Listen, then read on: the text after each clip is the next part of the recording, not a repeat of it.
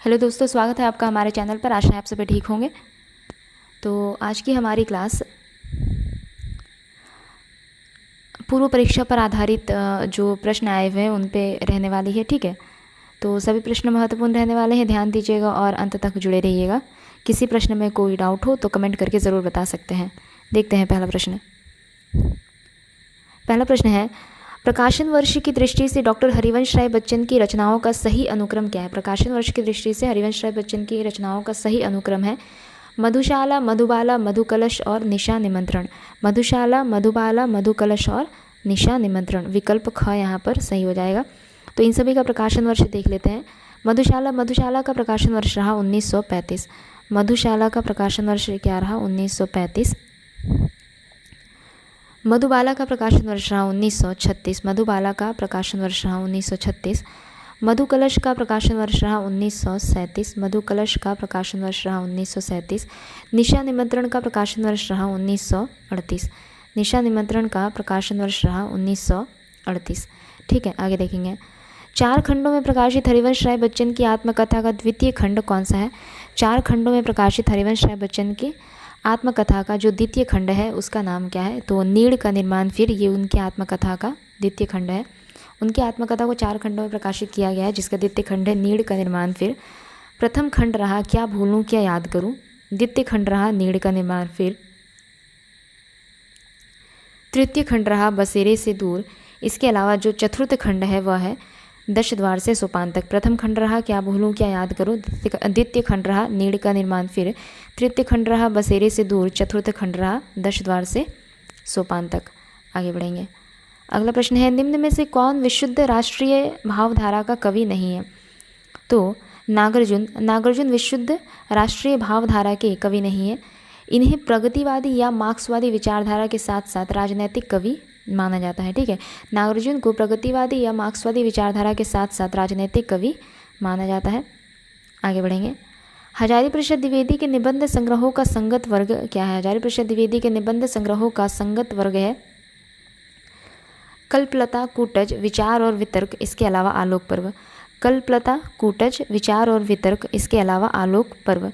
ठीक है, ये आपका हो गया हजारी प्रसाद द्विवेदी के निबंध संग्रहों का संगत वर्ग है।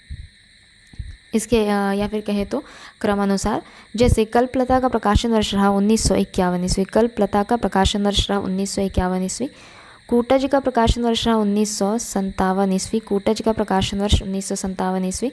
विचार और वितर्क 1957 ईस्वी। विचार और वितर्क 1957 ईस्वी। आलोक पर्व 1972 ईस्वी। ये सभी निबंध किनके हैं? तो निबंध संग्रह हजारी प्रसाद द्विवेदी के हैं। आगे बढ़ेंगे। अगला प्रश्न है, उत्तर मध्यकाल के विभिन्न नामों का संगत वर्ग है। उत्तर मध्यकाल के विभिन्न नाम निम्न में से किस विकल्प में दिया गया है?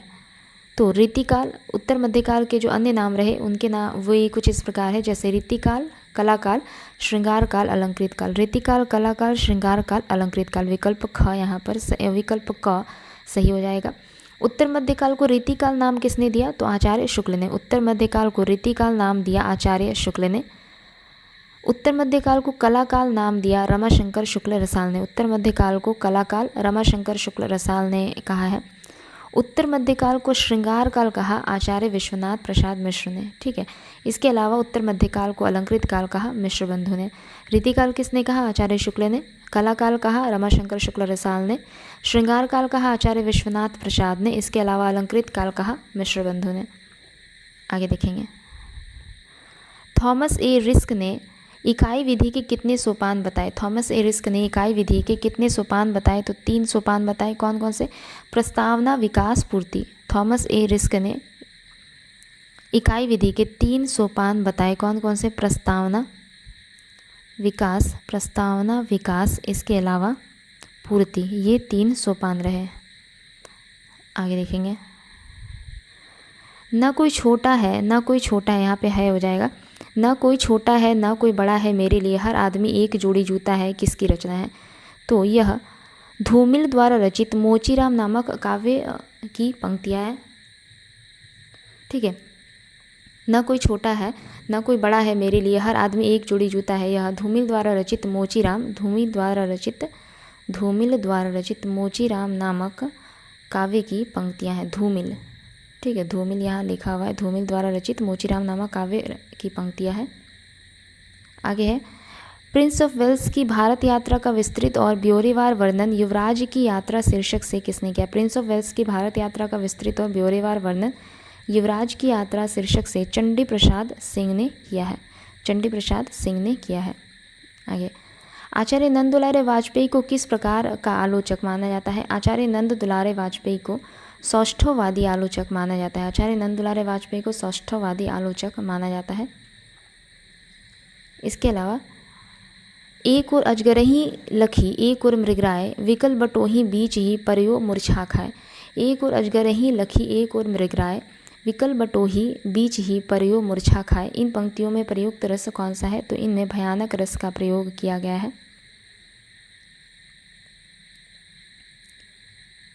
अगला प्रश्न है, निम्नांकित विकल्पों में से कौन सा तामसिक का विलोम शब्द है? सही विकल्प बताएं। तामसिक का विलोम है निम्न में से सात्विक। सात्विक आपका तामसिक का विलोम हो जाएगा। गुरु गोविंद तो एक है दूजा यह आकार, आप मोती जीवित मरे तो पावे करतार। गुरु गोविंद तो एक है दूजा यह आकार, आप मोती जीवित मरे तो पावे करतार। इन पंक्तियों में कौन सा रस है? तो इन पंक्तियों में है शांत रस। इन पंक्तियों में है शांत रस।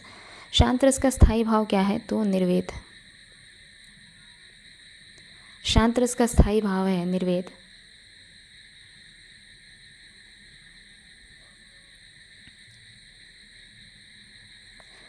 शांत रस में, या फिर कहे तो जब परमात्मा के वास्तविक रूप का ज्ञान होने पर मन को जो शांति मिलती है वहीं पर शांत रस की उत्पत्ति होती है। ठीक है, परमात्मा के वास्तविक रूप का ज्ञान होने पर मन को जो शांति मिलती है वहीं पर शांत रस की उत्पत्ति होती है। आगे बढ़ेंगे। आगे है, सुदामा चरित काव्य ग्रंथ किस भाषा में रचित है? सुदामा चरित नामक काव्य ग्रंथ अवधी भाषा में रचित है। सुदामा चरित काव्य ग्रंथ अवधी भाषा में रचित है। रचयिता कौन रहे? नरोत्तम दास। सुदामा चरित के रचयिता रहते हैं नरोत्तम दास। सुदामा चरित के रचयिता रहे नरोत्तम दास। इसकी रचना कब हुई? तो 1605 ईस्वी में। इसकी रचना हुई 1605 ईस्वी में। आगे बढ़ेंगे। निम्नलिखित में पुल्लिंग शब्द कौन सा है? निम्न में से पुल्लिंग शब्द कौन सा है? तो पानी पुल्लिंग शब्द है। पानी पुल्लिंग शब्द है। आगे है, मैं तो राम विरह की मारी मोरी मुंदरी हो गई कंगना। मैं तो राम विरह की मारी मोरी मुंदरी हो गई कंगना। वाक्य में अलंकार है। मैं तो राम विरह की मारी मोरी मुंदरी हो गई कंगना। वाक्य में अतिशयोक्ति अलंकार है। वाक्य में अतिशयोक्ति अलंकार है। इन पंक्तियों में श्री राम के विरह में दुर्बल सीता जी की अंगूठी कंगन हो जाने का अतिशयोक्तिपूर्ण वर्णन किया गया है। ठीक है, मैं तो राम विरह की मारी मोरी मुंदरी हो गई कंगना। वाक्य में अतिशयोक्ति अलंकार है, अर्थात इन पंक्तियों में श्री राम के विरह में दुर्बल सीता जी की अंगूठी कंगन हो जाने का अतिशयोक्ति वर्णन किया गया है।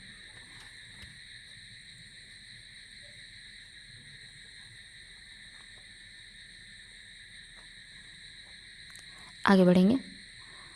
हतभागी का स्त्रीलिंग क्या हो जाएगा? हतभागी का स्त्रीलिंग क्या हो जाएगा? तो हतभाग्य। हतभागी का स्त्रीलिंग हो जाएगा हतभाग्य। यहाँ पे हतभाग्य होगा हतभाग्य। हतभाग्य का अर्थ है अभागा, बदकिस्मत या फिर भाग्यहीन। अभागा, बदकिस्मत या भाग्यहीन। आगे बढ़ेंगे। निम्न में से कौन सा शब्द देशज है? निम्न में से कौन सा शब्द देशज है? तो डोसा। डोसा शब्द देशज है। डोसा शब्द देशज है। जबकि बेगम एक तुर्की शब्द है। बेगम तुर्की शब्द है। इमारत अरबी शब्द है। इमारत अरबी शब्द है।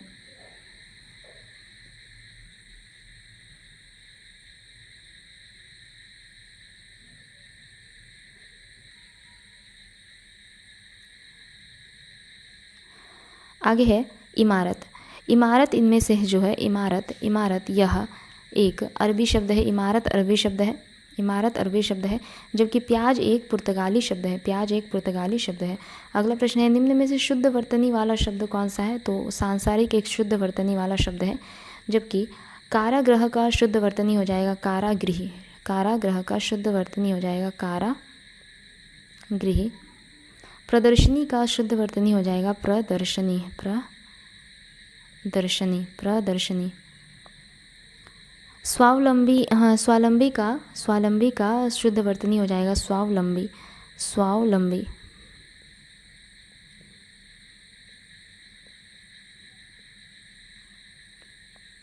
आगे बढ़ेंगे। सुगंधित कस्तूरी के लोभी शिकारी राजस्थानी हिरणों का अवैध शिकार करते हैं। वाक्य में विशेष्य है, वाक्य में कौन सा विशेष्य है? तो कस्तूरी शिकारी हिरणों शिकार, कस्तूरी शिकारी हिरणों शिकारी, ये सभी क्या है? विशेष्य है। आगे बढ़ेंगे। नादान दोस्त कहानी के पात्र कौन है? नादान दोस्त कहानी के पात्र है केशव और श्यामा। नादान दोस्त कहानी के पात्र है केशव और श्यामा। इसके अलावा यह किनकी कहानी है? तो प्रेमचंद की कहानी है। नादान दोस्त प्रेमचंद की कहानी है।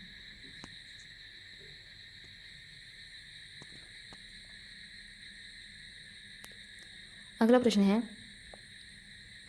एक कहानी यह भी किसकी आत्मकथा है? एक कहानी यह भी मनु भंडारी की आत्मकथा है। एक कहानी यह भी मनु भंडारी की आत्मकथा है। मनु भंडारी हिंदी की सुप्रसिद्ध कहानीकार रही। मनु भंडारी हिंदी की सुप्रसिद्ध कहानीकार रही। आपका बंटी, एक इंच मुस्कान, आपका बंटी, एक इंच मुस्कान, ये सभी क्या है? उपन्यास है मनु भंडारी के। आपका बंटी, एक इंच मुस्कान, ये मनु भंडारी के उपन्यास है। आगे बढ़ेंगे। विरहनी विरहनी बावरी सी भई, ऊंची चढ़ी अपने भवन में टेरत हाय दई। ले अंचरा मुख असुवन पोछत, उधरे गात सही, किसकी पंक्ति है? विरहनी बावरी सी भई, ऊंची चढ़ी अपने भवन में टेरत हाय दई। ले अंचरा मुख अंसुवन पोछत, उधरे गात सही, किसकी पंक्ति है यह? तो यह मीराबाई की पंक्ति है। यह मीराबाई की पंक्ति है। इन पंक्तियों में मीरा जी ने कृष्ण के प्रति अपनी विरह भावना को दर्शाया है। मीराबाई ने इन पंक्तियों के द्वारा कृष्ण के प्रति अपनी विरह भावना को ठीक है, विरह भावना को दर्शाया है। विरह भावना को दर्शाया है। मीराबाई की कुछ कृतियों के नाम इस प्रकार है, जैसे गीत गोविंद, टीका, नरसी जी का मायरा, राग गोविंद इत्यादि। ठीक है, आगे बढ़ेंगे। निम्न में से हमें सही मिलान करना है। इनमें से हम पंछी उन्मुक्त गगन के सर्वेश्वर दयाल सक्सेना, कठपुतली अयोध्या सिंह उपाध्याय हरिऔध, शाम एक किसान भवानी प्रसाद मिश्र, एक तिनका शिवमंगल सिंह सुमन। तो हम पंछी उन्मुक्त गगन के शिवमंगल सिंह सुमन की रचना है। ठीक है, हम पंछी उन्मुक्त गगन के शिवमंगल सिंह सुमन की रचना है। यहाँ पे देखिए 4 नंबर पे है शिवमंगल सिंह सुमन। कठपुतली किनकी रचना है? तो कठपुतली भवानी प्रसाद मिश्र की रचना है। कठपुतली भवानी प्रसाद मिश्र की रचना है। इसके अलावा शाम एक किसान सर्वेश्वर दयाल सक्सेना की रचना है। श्याम एक किसान सर्वेश्वर दयाल सक्सेना की रचना है। एक तिनका उपाध्याय हरिऔध, जो अयोध्या सिंह उपाध्याय हरिऔध की रचना है। एक तिनका अयोध्या सिंह उपाध्याय हरिऔध की रचना है। फिर से एक बार बताती हूँ, हम पंछी उन्मुक्त गगन के शिवमंगल सिंह सुमन की रचना है। ठीक है, इसके अलावा कठपुतली है भवानी प्रसाद मिश्र की रचना। आगे बढ़ेंगे। शाम एक किसान सर्वेश्वर दयाल सक्सेना की रचना है। एक तिनका हरिऔध अयोध्या सिंह उपाध्याय हरिऔध की रचना है। आगे, निम्न में से कौन सा सुमेलित नहीं है? तो ध्वनि सूर्यकांत त्रिपाठी निराला, कामचोर इस्मत चुगताई, दीवानों की हस्ती अरविंद कुमार सिंह, बाज और सांप निर्मल वर्मा। तो दीवानों की हस्ती अरविंद कुमार सिंह की रचना नहीं है। दीवानों की हस्ती अरविंद कुमार सिंह की रचना नहीं है, बल्कि यह भगवती चरण वर्मा की रचना है। भगवती चरण